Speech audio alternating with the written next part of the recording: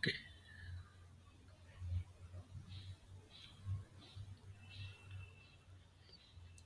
ठीक है। सो क्या हो रहा है?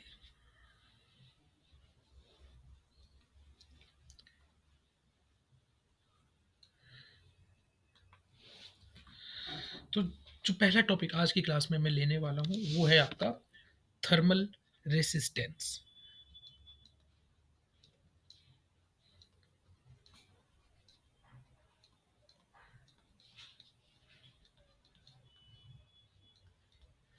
थर्मल रेसिस्टेंस, अच्छा एक पहले ही बताओ, स्क्रीन सबको प्रेजेंट हो रही है बेटा? यस ठीक है, यस सर। ओके। तो थर्मल रेसिस्टेंस, एक चीज मैं रिकॉल करा देता हूँ आपको। लास्ट वीडियो में जो लास्ट टॉपिक मैंने कराया था वो था हीट करंट।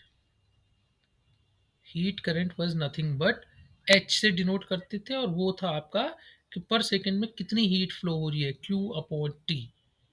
ठीक है, और इसकी वैल्यू हमने निकाली थी, वो थी K A delta T upon delta X. This was the value of heat current. This we have already done in the last class. आज मैं अब बात करने वाला हूँ थर्मल रेसिस्टेंस की। तो सबसे पहले तो थर्मल रेसिस्टेंस को डिफाइन कैसे करेंगे? It is the ratio of of temperature difference and temperature difference between the ends of conductor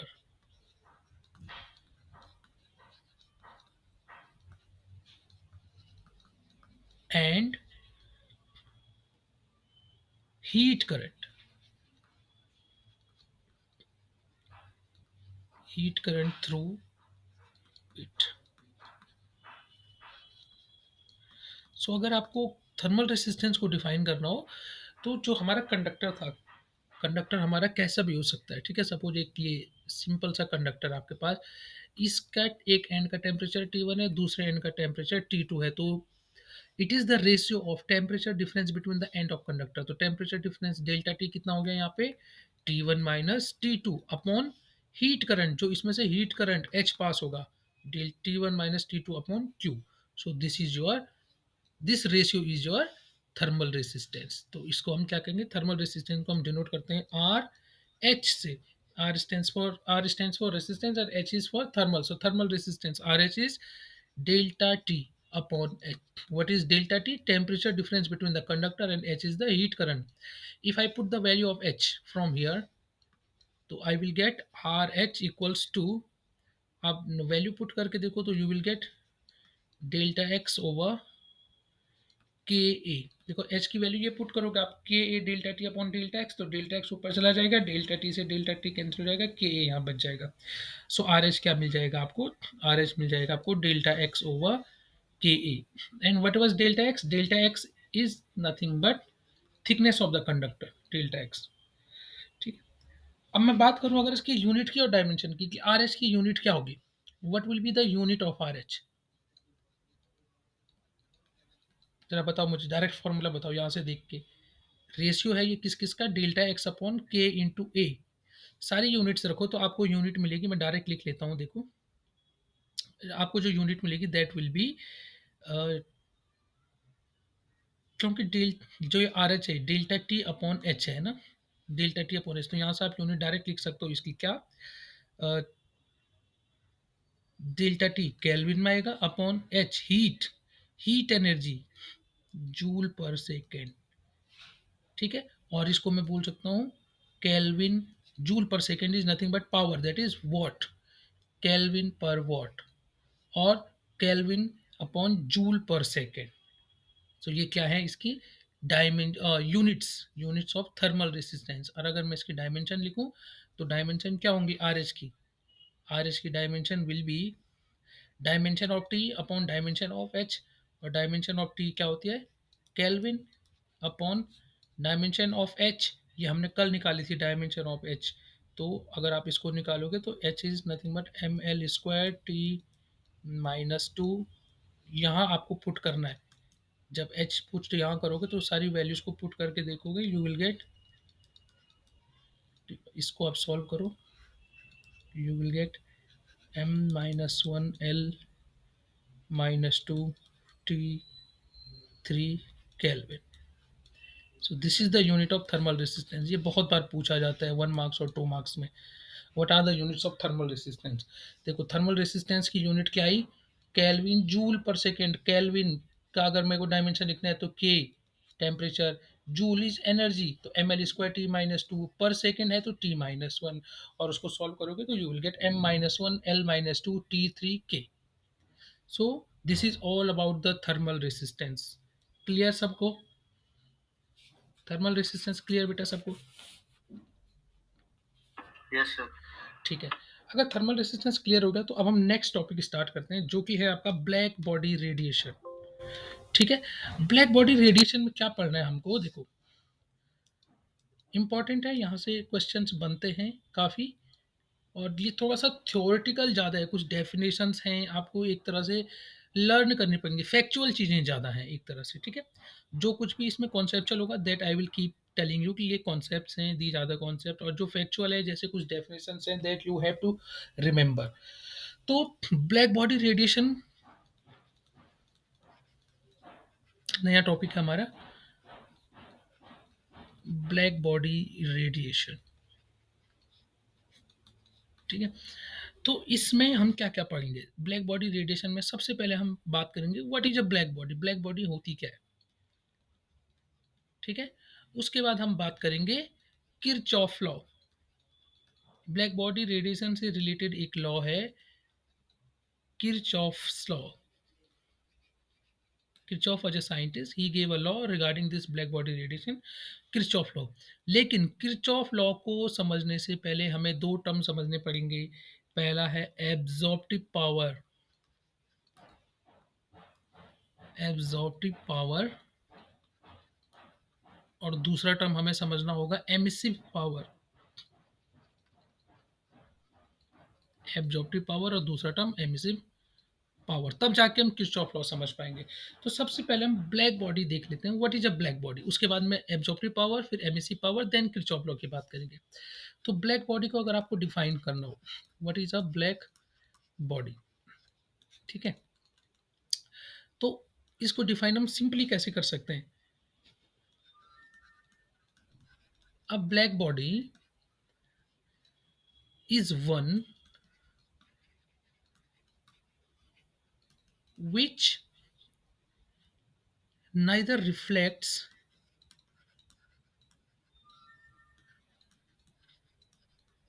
which neither reflects but absorbs all the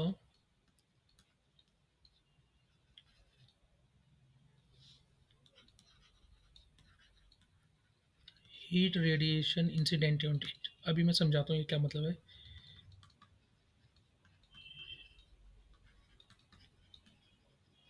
incident on it. ठीक है।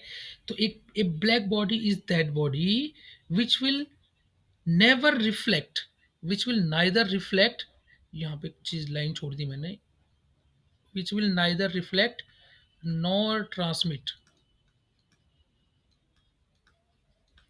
which will neither reflect nor transmit but absorbs all the heat radiation incident on it। इसका क्या मतलब है? देखो simple सी कोई भी एक बॉडी जिस पे मैं क्या करूं, हीट एनर्जी इंसिडेंट करूं, मतलब इसको हीट रेडिएशन दिया जा रहा है बाहर से, सनलाइट इस पे पड़ रही है या कोई भी एक्स्ट्रा हीट एनर्जी इस पे पड़ रही है, तो ये क्या कर रहा है, उस हीट एनर्जी को, सारी की सारी एनर्जी को एब्जॉर्ब कर ले रहा है।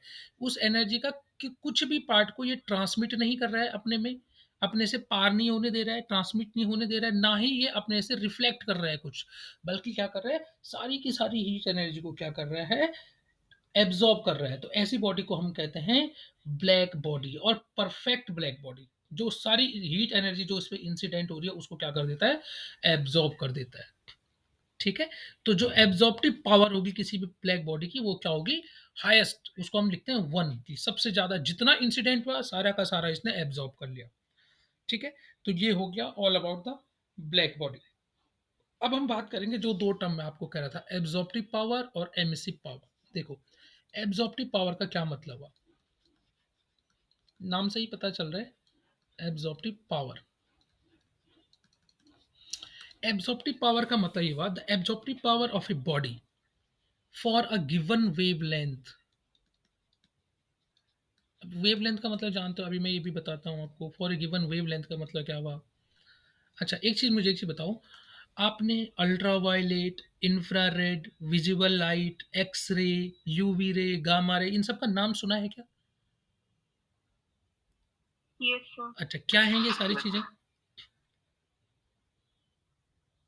These all are radiations.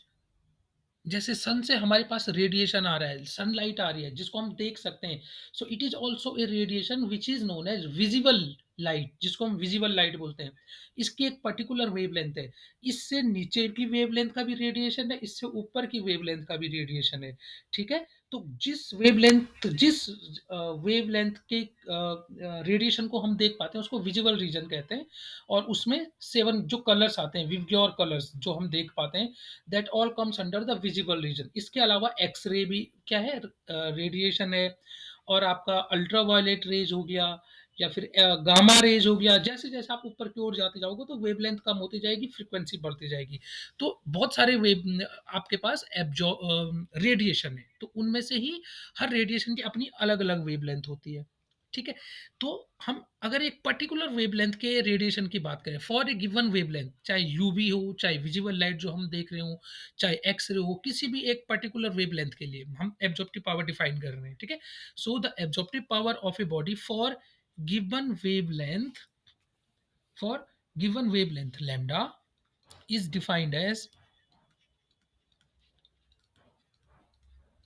is defined as the ratio of amount of heat energy amount of heat energy absorbed in a absorbed in a certain time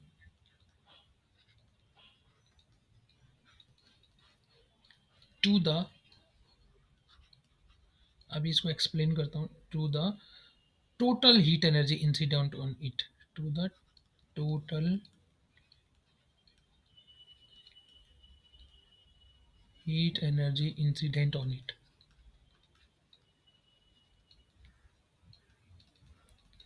what does it mean? देखो, अच्छा, एक और चीज़ पहले, absorptive power को हम कैसे denote करते हैं? स्मॉल ए और सबस्क्रिप्ट लैम्डा, ए लैम्डा, ऐसा ए और लैम्डा नीचे से। सो this is the absorptive power. तो इसको समझने के लिए देखो, कोई भी एक बॉडी ले लिया आपने, सपोज क्यूबिकल शेप की एक बॉडी ले ली या स्क्वायर शेप की, किसी भी एक शेप की। तो मैं फॉर जनरल पर्पज में एक क्यूबिकल शेप की कोई एक बॉडी ले रहा हूँ। ठीक है? इस पे हीट एनर्जी इंसिडेंट हुई, पूरे हर फेस पे हीट एनर्जी इंसिडेंट हो रही है। तो मैं क्या कह रहा हूँ कि इसके एक किसी भी एक पर्टिकुलर फेस पे मैं ले लेता हूँ कि कोई एनर्जी इंसिडेंट हो रही है जिसकी वेवलेंथ लैम्डा है। सपोज इस पे टोटल एनर्जी इंसिडेंट हुई ई। ठीक है? और इस ई में से इसने यू एनर्जी को एब्जॉर्ब कर लिया। Out of E energy which is incidenting on this body, you energy is being absorbed. बाकी एनर्जी को कुछ ट्रांसमिट हो गया और कुछ क्या हो गया? रिफ्लेक्ट हो गया। तो टोटल कितनी एनर्जी इस पे इंसिडेंट हुई थी और उसमें से कितनी एनर्जी इसने एब्जॉर्ब की इसने यू, और इंसिडेंट हुई थी इस पे ई। तो इन दोनों के रेशियो को हम कहते हैं एब्जॉर्प्टिव पावर। किसी भी एक किसी भी एक बॉडी में जितनी हीट एनर्जी क्या हो रही है? इंसिडेंट हो रही है। और उसमें से कितनी एनर्जी को इसने एब्जॉर्ब कर लिया। तो जितनी एनर्जी एब्जॉर्ब कर ली अपॉन टोटल इंसिडेंट एनर्जी कितनी थी, उसको हम कहेंगे एब्जॉर्प्टिव पावर, और उसको हम डिनोट करते हैं ए लैम्डा से। सबको क्लियर हुआ एब्जॉर्प्टिव पावर क्या है?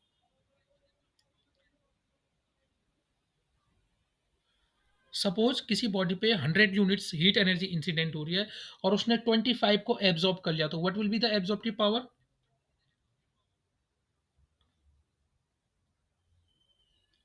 बताओ बेटा।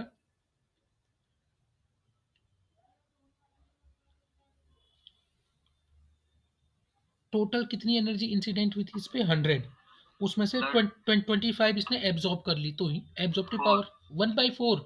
एब्जॉर्ब कितनी की वो ऊपर रहेगा और कितने में से एब्जॉर्ब की वो नीचे रहेगा, तो 25 upon 100, तो absorptive power is 1/4, that is 25%। मतलब 25% एब्जॉर्प्टिव पावर है इसकी, जितने भी इंसिडेंट इस पे पड़ रहा है ये क्या कर रहा है, उसका 25% को एब्जॉर्ब कर देता है। बात समझ में आ गई? अच्छा, मुझे इसे बताओ एब्जॉर्प्टिव पावर की यूनिट क्या होगी? What will be the unit of absorptive power?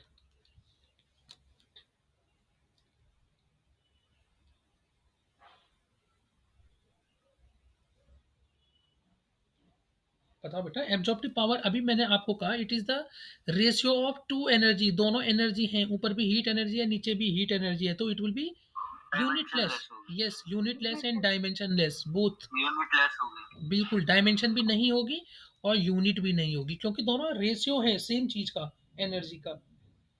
ठीक है। अब आपको अगर एब्जॉर्प्टिव पावर समझ में आ गई है तो मुझे एक चीज बताओ, अगर कोई परफेक्ट ब्लैक बॉडी, पीबीबी में जहां भी लिखूंगा उसका मतलब है परफेक्ट ब्लैक बॉडी, उसकी एब्जॉर्प्टिव पावर क्या होगी? What will be the perfect absorptive power of perfect black body? मैंने परफेक्ट ब्लैक बॉडी में आपको क्या बताया है कि perfect black body is that body which absorbs all the energy, heat energy which incident on that body, सारी की सारी एनर्जी को क्या कर लेता है अपने आप। Sir one. यस, वन होगी, क्यों? क्योंकि सारी एनर्जी इस पे ई इंसिडेंट हुई थी और इसने सारी की सारी एनर्जी को क्या कर दिया, एब्जॉर्ब कर लिया, तो ऊपर भी ई नीचे भी ई, तो वन, तो absorptive power of a perfect black body is one. Clear हो गया बेटा ये सबको? Yes sir. ठीक है। इसके बाद एक और टर्म आता है, एब्जॉर्प्टिव एब्जॉर्प्टिव पावर अगर आ गया तो एक और टर्म आता है एमिसिव पावर। एमिसिव पावर, इसको कैसे डिफाइन करेंगे हम? पहले तो हम लिखते कैसे हैं इसको, एमिसिव पावर को लिखते हैं बेटा हम स्मॉल ई और सबस्क्रिप्ट लैम्डा, ई लैम्डा। जैसे हमने एब्जॉर्प्टिव पावर को क्या लिखा था, ए लैम्डा, वैसे ही एमिसिव पावर को लिखेंगे हम ई लैम्डा। तो the emissive power of a body for at given temperature हम कैसे डिफाइन करते हैं?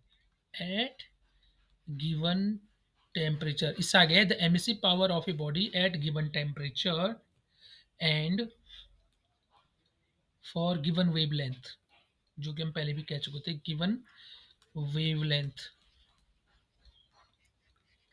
at given temperature and for given wavelength is defined as, बहुत सिंपल सी डेफिनेशन है इसकी, is defined as the amount of radiant energy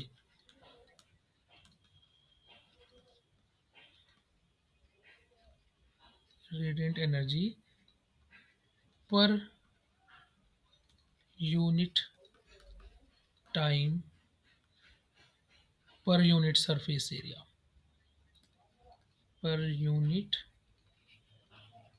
surface area of body।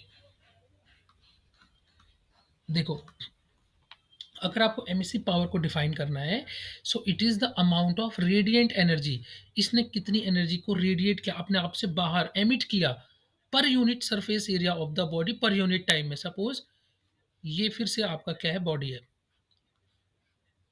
किसी भी शेप की हो सकती है, मैं क्यूबिकल शेप ले रहा हूँ, ठीक है। मैं हर फेस इसका एनर्जी को क्या कर रहा होगा, रेडिएट कर रहा होगा, हर फेस से रेडिएशन निकल रहा होगा। यस, हर फेस से। तो मैं अपर सरफेस से अज्यूम कर लेता हूँ कि अपर फेस का एरिया है ए, ठीक है। और इसने जो अपर फेस से ये एनर्जी यूनिट एमिट कर रहा है वो है सपोज यू, सपोज जो ये वाला फेस है इस फेस से इसने यू एनर्जी एमिट की, ठीक है। और इस एरिया, इस फेस का एरिया कितना है, ए। तो एमिसिव पावर को कैसे डिफाइन करेंगे हम, total amount of energy, radiant energy जो इसने रेडिएट की, रेडिएट करना एमिट करना both are same thing, so the amount of energy, radiant energy per unit time, per unit time में कितनी एनर्जी इसने की पर यूनिट सरफेस एरिया पे। तो यू एनर्जी तो टोटल ए सरफेस एरिया से रेडिएट कर रहा है, तो पर यूनिट एरिया से कितनी एनर्जी सरफेस कर रहा होगा, यू अपॉन ए। ठीक, ठीक है। और अगर हम मैं कहूँ कि पर यूनिट टाइम में भी, तो डेल्टा टी टाइम से भी डिफाइन इसको वो कर दूंगा, डिवाइड कर दूंगा। So it will be the energy per unit area per unit time, radiant energy per unit area per unit time. This is nothing but emissive power. कि एक जो बॉडी है वो यूनिट टाइम में यूनिट सरफेस एरिया से कितनी energy radiate कर रही है, उसको कहते हैं हम एमिसिव पावर। अब मुझे एक चीज बताओ, what will be the SI unit of emissive power? What will be the SI unit of emissive power? देखो, energy per unit area per unit time है, तो एनर्जी का तो क्या होता है, joule. Energy is joule. And what about the area? Sir, joule metre square meter square second. Per second. Yes, joule per metre square upon S-1। सो अगर मैं इसको पूरा लिखना चाहूँ तो क्या लिख सकता हूँ?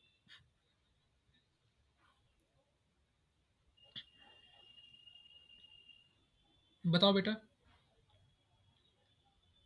ये हो गया, ये समझ में आया ये कैसे हुआ? Yes, sir. This is +1 not -1। T is second ना, joule per metre square second. And joule upon second को हम एक और चीज भी बोलते हैं, क्या? Energy per unit time, power, वाट। ये भी लिख सकता हम इसकी unit, watt per metre square. और joule upon metre square second, both are same. कुल मिला के बात समझ आ गई आपको, ये सारी ये क्या चीजें हैं? Sir, हाँ बोलो बेटा। जूल पर सेकंड आपने पावर वाला लगा के चेंज कर दिया. हाँ, जूल पर सेकेंड को आप वॉट भी लिख सकते हो, मैं ये कह रहा हूँ। Okay, sir. ठीक है, दैट इज, आप यही लिखना चाहते हो आप यहीं पे छोड़ दो, joule per metre square second. ठीक है, अगर ये समझ आ गई तो एक छोटा सा टर्म और आता है, एमिसिविटी। फिर हम किरचॉफ लॉ पे आते हैं सीधे। इसके बाद एक और टर्म है, एमिसिविटी। एमिसिविटी, एमिसिव पावर अलग है और एमिसिविटी अलग है। एमिसिविटी को हम डिनोट करते हैं एप्साइलन से। दिस इज कर्व, पूरा ई नहीं है, ये कैपिटल ई नहीं है, इसको थोड़ा कर्व ही बनाना है। इसको हम प्रोनाउंस करते हैं एप्साइलन, अगर आपने नाम सुना हो, एप्साइलन। ठीक है, this is epsilon. Epsilon is denoted for the emissivity. अब एमिसिविटी को हम कैसे डिफाइन करेंगे? Emissivity is again the, emissivity is again the ratio of किस किस का, हीट एनर्जी रेडिएटेड पर unit time per unit energy. मतलब जो हमने अभी निकाला एमिसिव पावर का रेशियो है किसके साथ? It is the ratio of emissive power, जो हमने अभी इससे पहले डिफाइन किया, emissive power upon emissive power of a body. किसी भी एक बॉडी की एमिसिव पावर निकाले upon emissive power of perfect black body. Emissive power of, अगर बॉडी को मैं रिप्लेस कर दूं परफेक्ट ब्लैक बॉडी से, तो उसकी एमिसिव पावर क्या होगी? इनके रेशियो को बोलते हैं आप एमिसिविटी, जिसको हम डिनोट करते हैं एप्साइलन से। सो epsilon is nothing but E upon capital E. अब आपको पता है this E was small E, हम एप्स स्मॉल ई लैम्डा किसके लिए लिख रहे थे हम? परफेक्ट ब्लैक बॉडी के लिए, नॉर्मल बॉडी की एमिसिव पावर के लिए। और जो कैपिटल ई है ये आपको एमिसिव पावर दिखाएगा परफेक्ट ब्लैक बॉडी की। ठीक है, इस पे बहुत ज़्यादा डिटेल में जाने की ज़रूरत नहीं, बस आपको याद ध्यान रखना है कि जो एमिसिविटी है ये रेशियो है एमिसिव पावर किसी बॉडी का और emissive power perfect black body का। तो उन दोनों के रेशियो को आप किससे डिनोट करोगे? एप्साइलन से, जिसको हम कहते हैं एमिसिविटी। अगर ये समझ आ गया तो अब हम मूव कर सकते हैं अपने नेक्स्ट टॉपिक पे, जो मेन टॉपिक है हमारा किरचॉफ्स लॉ। सिंपल सा डेफिनेशन है इसकी, जो दो चीज़ें हमने डिफाइन कर दी हैं उसके बेस पे ही हम किरचॉफ लॉ को डिफाइन करेंगे। ये एग्जाम में 2 नंबर में आता है कई बार, किरचॉफ्स लॉ। किरचॉफ लॉ आप क्लास 12th में भी पढ़ोगे और वो आप पढ़ोगे इलेक्ट्रिसिटी में, जब आप इलेक्ट्रिसिटी चैप्टर पढ़ोगे वहाँ पे। तो किरचॉफ का सेम एक ही किरचॉफ है, यहाँ इसका अलग लॉ है हीट रेडिएशन को लेके, और वहाँ आप अलग लॉ पढ़ोगे किरचॉफ के। ठीक है, तो हम Kirchhoff law of heat radiation की बात करते हैं। हीट रेडिएशन से रिलेटेड किरचॉफ लॉ क्या है? So it states that, this law states that at any given temperature, at any given temperature the ratio of, अब ये बहुत आसान बन जाएगा आपके लिए क्योंकि आप ऑलरेडी डिफाइन कर चुके हो, ratio of emissive power, ratio of emissive power किससे डिनोट करते थे? E lambda, E lambda to the absorptive power, to the absorptive power. हमने एब्जॉर्प्टिव पावर को किससे डिनोट किया था? बताओ बेटा।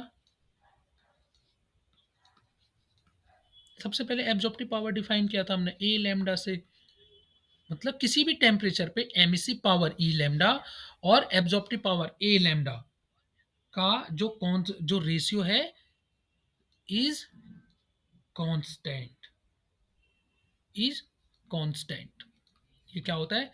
कांस्टेंट। एंड ये constant and it is equal to, and this constant is equal to emissive power of, emissive power of perfect black body, जिसको हम डिनोट करेंगे ई लैम्डा से, फुल स्टॉप। बहुत सिंपल सी डेफिनेशन है। क्या? जो परफेक्ट ब्लैक बॉडी की एमिसिव पावर है ई लैम्डा, वो क्या होती है? किसी बॉडी की एमिसिव पावर अपॉन उसी बॉडी की absorptive power. This is the Kirchhoff law, ठीक है। और ये ई लैम्डा जो होता है this is constant. Perfect black body की एमिसिव पावर हमेशा कांस्टेंट रहेगी। आप किसी भी वेवलेंथ का रेडिएशन ले लो, उसकी एमिसिव पावर और एब्जॉर्प्टिव पावर का रेशियो निकालोगे तो you will gate always a constant, and वो कांस्टेंट क्या होगा? परफेक्ट ब्लैक बॉडी का एमिसिव पावर। समझ आया बेटा किरचॉफ लॉ क्या है? यस और नो? राजीव? यस सर, आ गया। अच्छा ठीक है, okay.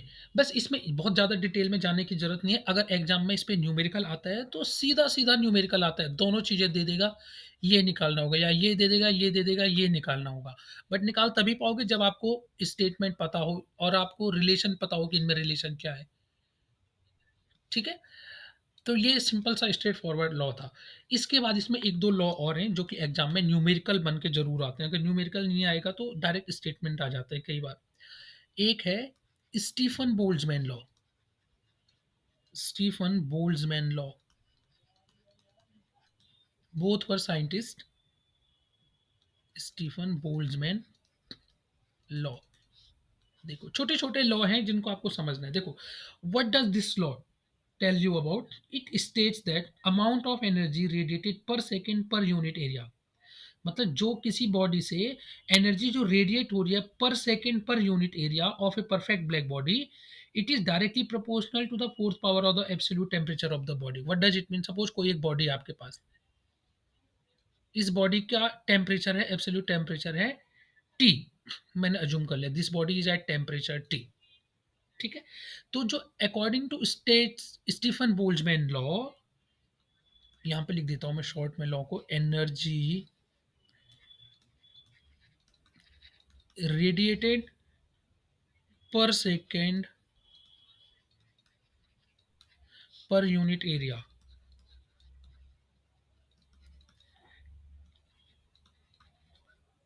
of perfect black body is directly proportional to the fourth power, to the fourth power of absolute temperature of body।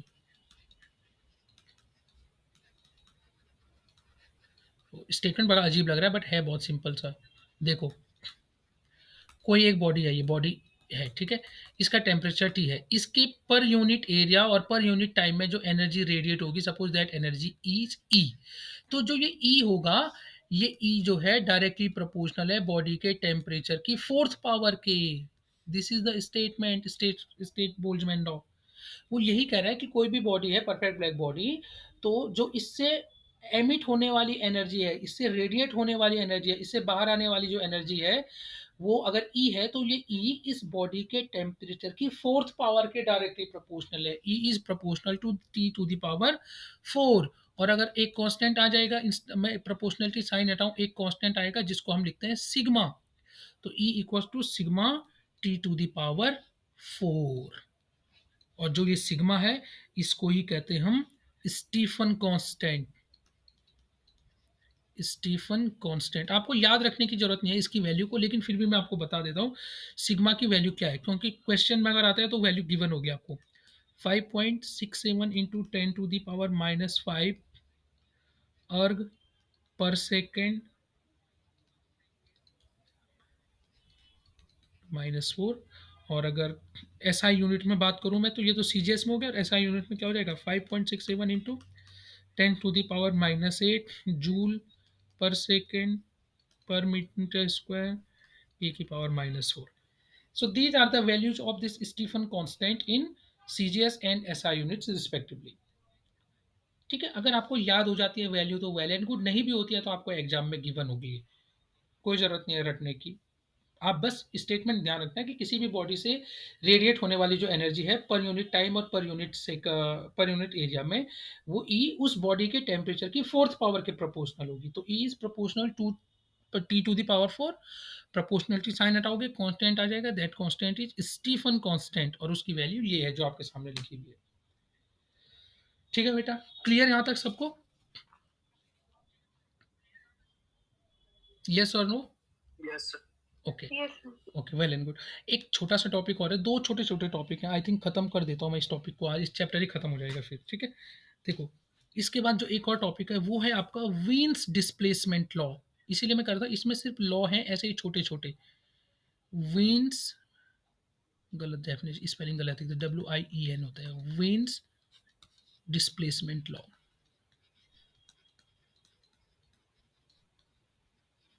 Wien's displacement law, देखो वीन्स डिस्प्लेसमेंट लॉ भी क्या है, simple सा, जैसे ये लॉ था वैसे ही था। It states that, this law states that wavelength lambda, और एम नीचे से क्यों लिख रहा हूं अभी मैं आपको बताता हूं, wavelength lambda M corresponding to which,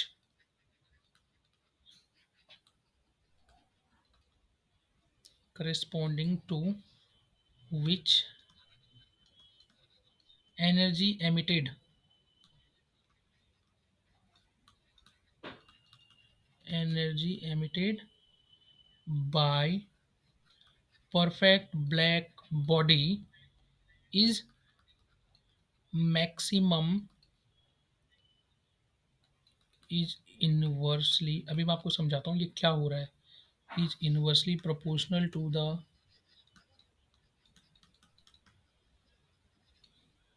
proportional to the absolute temperature T is आप पूरा लिखना proportional to the absolute temperature T। what does it mean, कोई एक बॉडी आपके पास, फिर से ये बॉडी क्या कर रही होगी, एनर्जी रेडिएट कर रही होगी, ठीक है, और जो एनर्जी रेडिएट कर रही होगी, रेडिएशन कर रही होगी, ये अलग अलग वेवलेंथ के रेडिएशन, सपोज λ1 का, λ2 का, λ3 का, अलग अलग वेवलेंथ के रेडिएशन को एमिट करती है। तो किस जो वेवलेंथ, अलग अलग वेवलेंथ की जो रेडिएशन एमिट हो रही है किसी बॉडी के थ्रू, ठीक है, तो परफेक्ट ब्लैक बॉडी से रेडिएट होने वाली जो रेडिएशन है अलग अलग वेवलेंथ की होंगी। तो किस वेवलेंथ की जो एनर्जी होगी, किस वेवलेंथ वाली रेडिएशन की एनर्जी मैक्सिमम होगी, वो किस पे डिपेंड करता है कि इनवर्सली प्रोपोर्शनल होती है टेम्परेचर के। सपोज लैम्डा एम वेवलेंथ की जो एनर्जी थी that was maximum, so this lambda M is proportional to, inversely proportional to T, so lambda m is proportional to 1 upon t, this is the Wien's displacement law।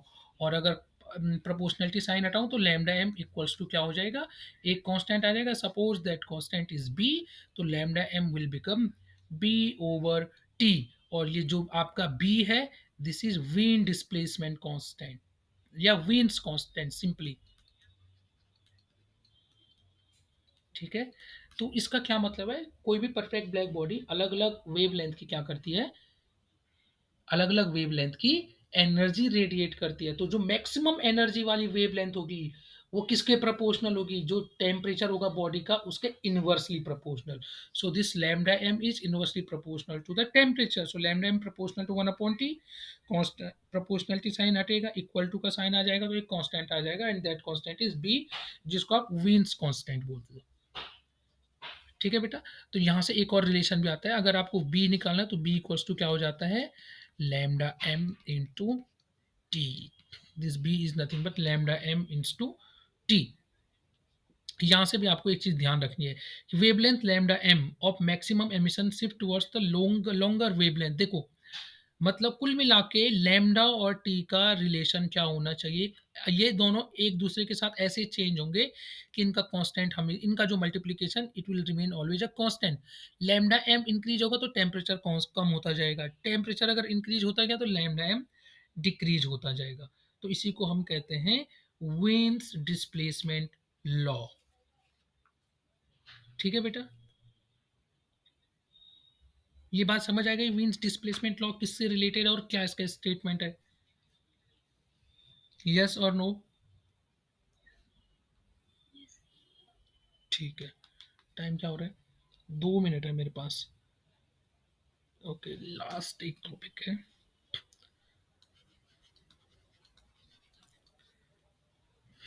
मैं गलत लिख रहा हूँ, फिर से स्पेलिंग क्या हो गया? Newton's law of cooling. ये छोटा सा है, 1 या 2 मिनट लगा हार्डली, उसके बाद ये चैप्टर ऑलमोस्ट खत्म हो गया। देखो, Newton's law of cooling, what does this law states? मतलब ये बताता है कि कोई भी बॉडी किस रेट से कूल होगी। बॉइलिंग वाटर है, उसका कूल होने का रेट, या कोई वाटर 50 डिग्री सेंटीग्रेड है उसके ठंडे होने का रेट, वो किस पे डिपेंड करेगा? ठीक है। So the rate at which the rate at which body loses heat by radiation depends on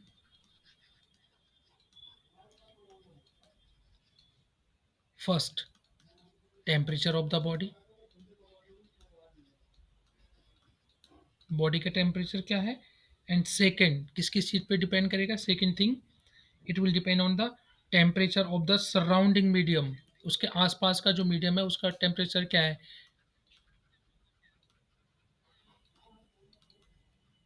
surrounding medium.